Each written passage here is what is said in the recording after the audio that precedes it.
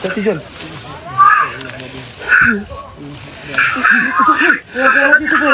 Alhamdulillah ya Allah, ketemu ya Allah. Alhamdulillah ya Allah. Alhamdulillah, doa berdua. Bagaimana bisa mereka tuh sampai terpikir mau melibatkan pihak kepolisian, tentara, warga kampung untuk terlibat dalam proyek mereka gitu ya. Saya tidak boleh brand kalau kata orang Malaysia. Bagaimana reaksi netizen atau warga Malaysia melihat tingkah laku warganya yang seperti ini? Adakah mereka mendukung ataukah mereka marah dan meminta pihak penguasa Indonesia untuk menghukum mereka? Bukan satu dua, satu Malaysia kena tipu hari. Siapa yang baca pasal berita ada seorang influencer tu lah. Bertegaslah, itu negara kalian. Tak perlu hiraukan kecaman daripada sesiapa pun. Hukum mereka. Dan saya harap kepada pihak Kerajaan Malaysia dan pihak DRM bolehlah menangkap dan menjalankan siasatan selanjutnya supaya perkara ini tidak diulangi oleh pihak-pihak yang nak buat konten-konten bodoh ini.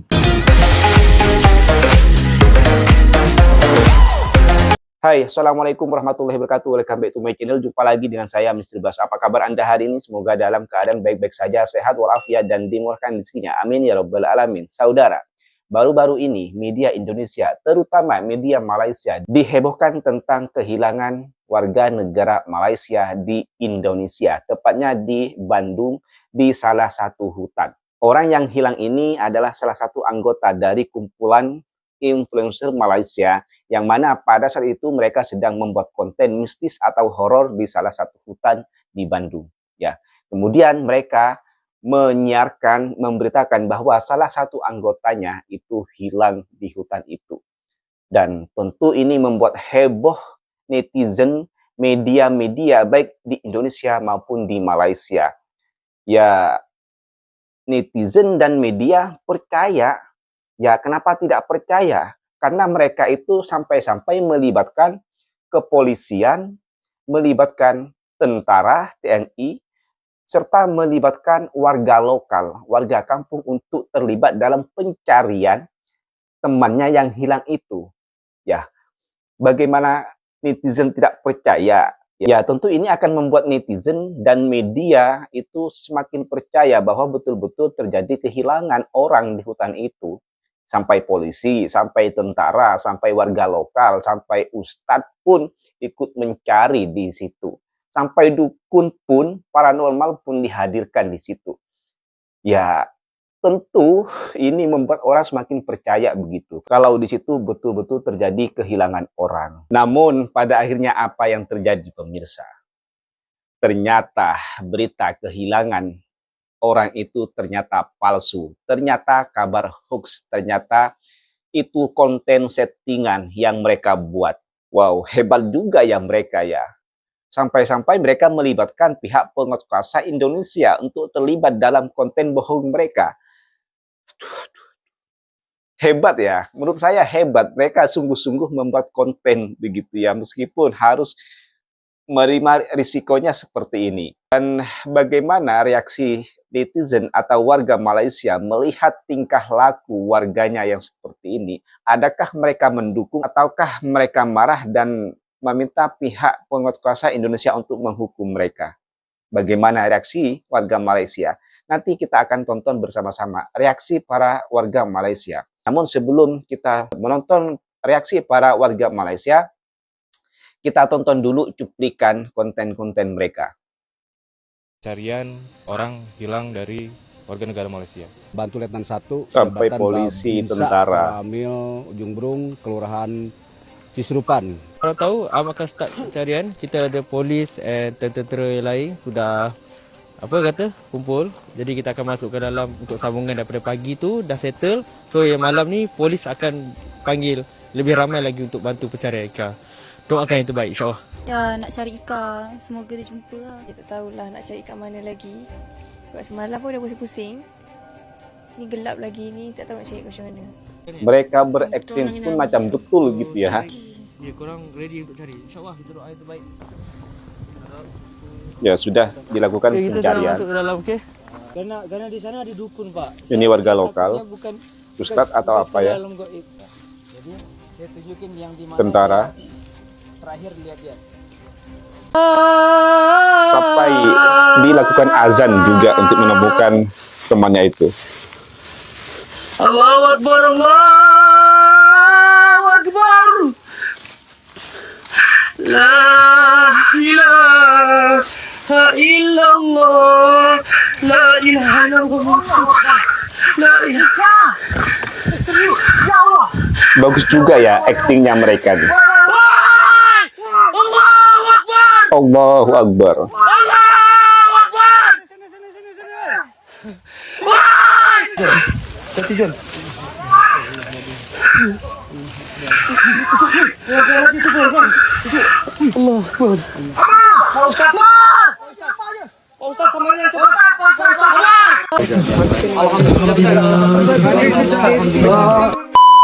Hari ini hari ketiga kita cari ikan, dan kali ini pencarian kita dibantu oleh orang kampung, polis, tentera, dan ramai juga orang yang tolong kita.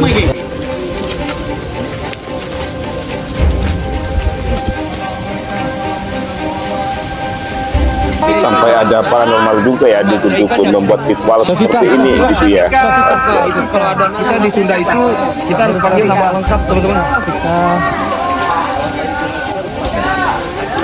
Yang sering dengar suara ikan kat bawah. Ada. Lepas tu kat atas tu. Kita kemarin 1000. Lepas tu sering dengar kat sini. Alhamdulillah ya Allah, ketemu ya Allah. Alhamdulillah ya Allah. Alhamdulillah, doa pada orang sini. Kita jumpa.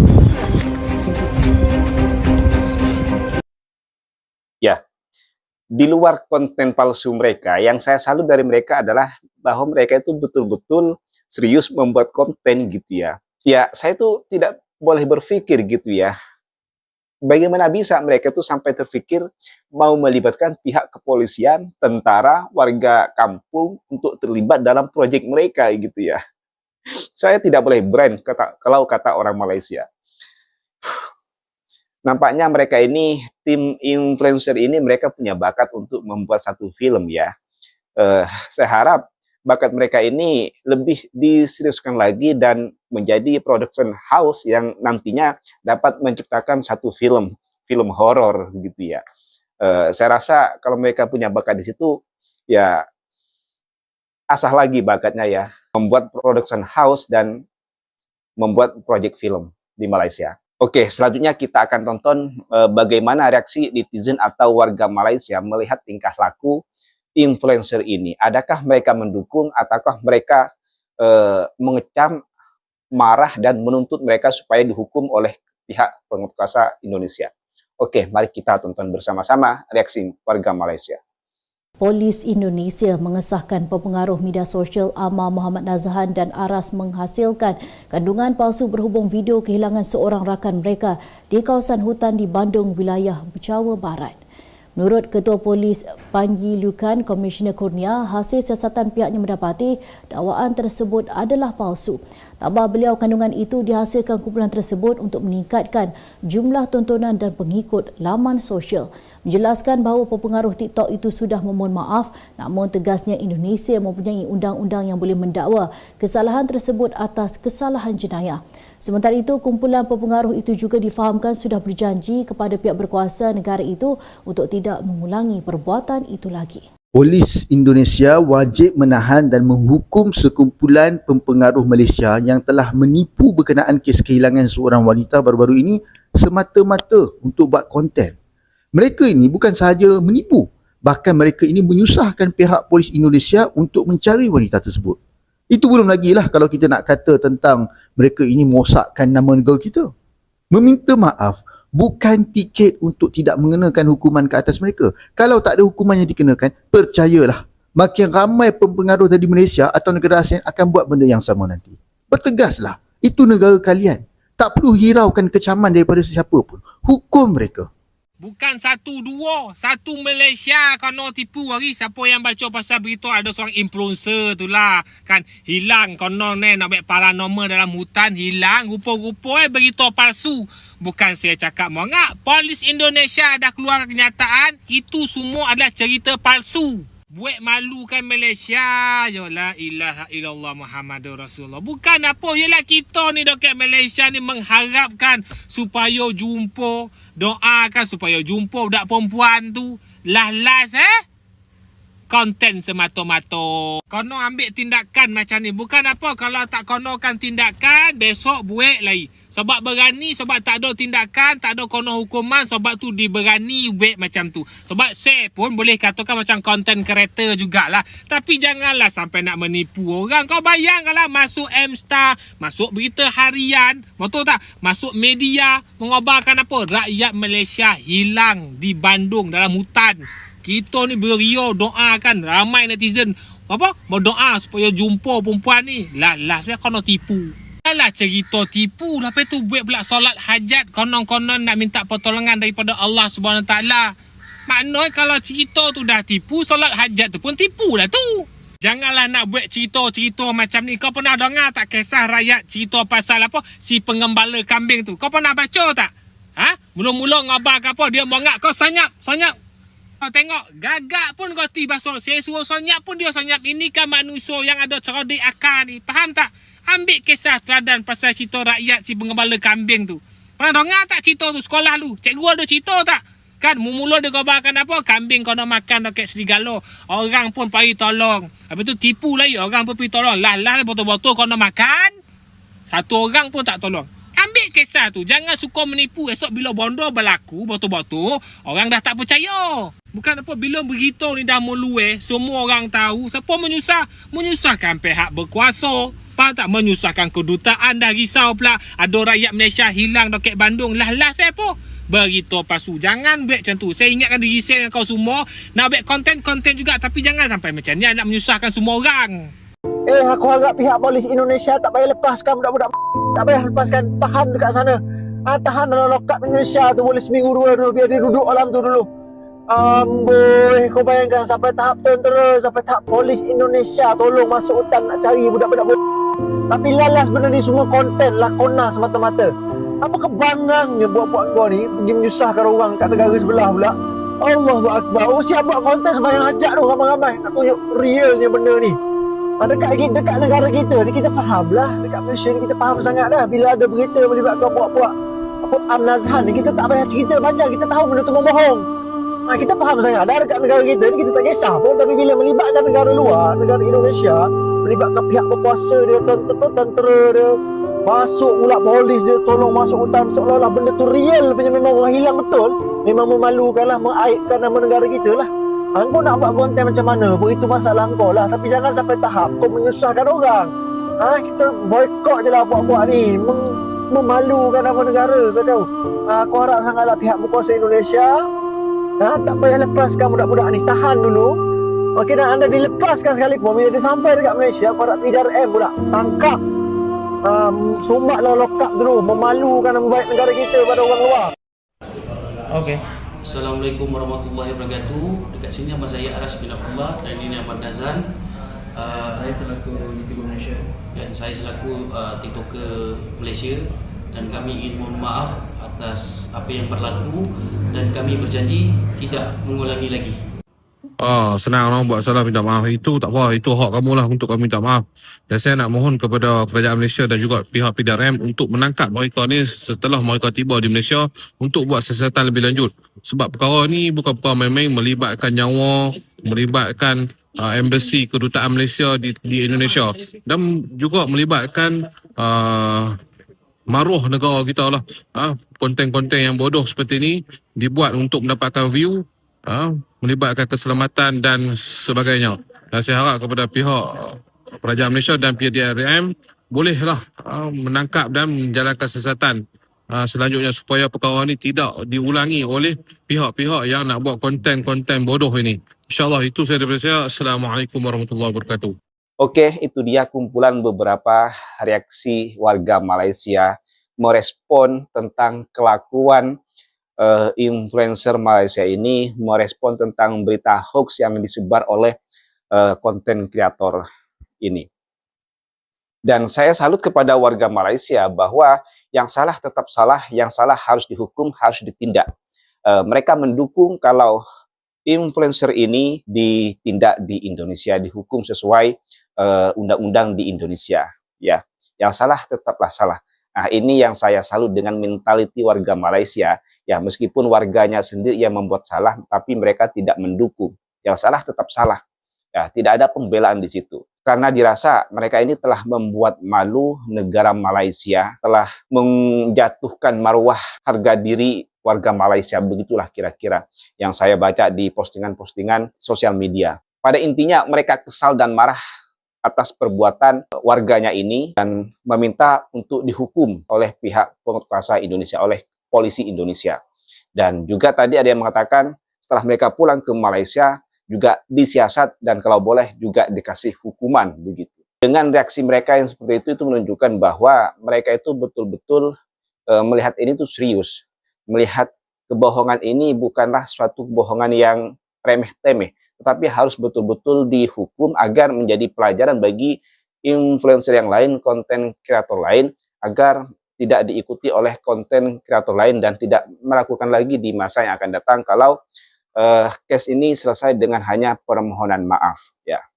Dan betul saya setuju dengan mereka. Dan sebetulnya seperti apa sih hukuman di Indonesia bagi mereka penyebar hoax, penyebar berita hoax? Ada sebetulnya. Dan kalau tidak salah itu maksimal sampai 6 tahun hukuman penjara. Nanti saya akan tampilkan videonya.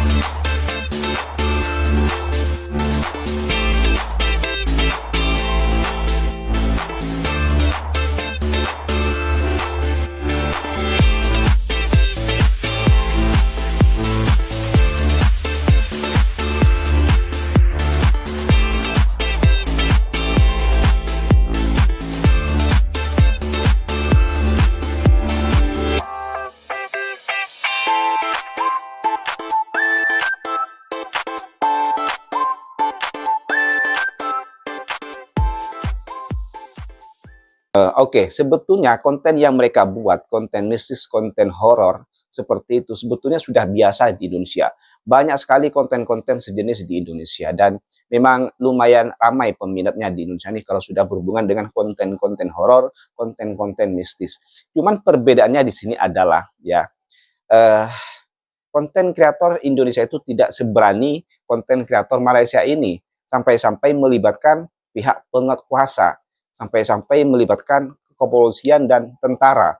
Itu yang membedakan ya. Seandainya konten kreator Malaysia ini tidak melibatkan kepolisian ataupun tentara, mungkin beritanya tidak akan seheboh ini. Hanya sekedar konten kehilangan orang, konten mistis, konten horor yang mana pada saat itu terjadi kehilangan orang gitu. Mungkin itu tidak masalah. Kalau ketahuan nanti itu adalah konten palsu, mungkin hanya netizen yang menghujat. Tetapi karena ini melibatkan pihak penguasa Indonesia, inilah yang menjadi fatal gitu ya, yang membuat orang Malaysia itu marah karena perbuatan para konten kreatornya ini gitu, yang membuat malu negaranya gitu ya. Itu yang menjadi masalah sebetulnya. Kalau konten mistis, konten horor, konten settingan, konten hantu palsu, itu sudah biasa di Indonesia dan itu lumayan ramai peminatnya. Tapi itulah yang fatal yang dilakukan oleh konten kreator Malaysia, melibatkan pihak penguasa. Oke, mungkin cukup sampai di sini konten. Oke, mungkin cukup sekian konten pada kali ini. Kurang lebihnya saya mohon maaf. Sampai jumpa di konten. Wassalamualaikum warahmatullahi wabarakatuh.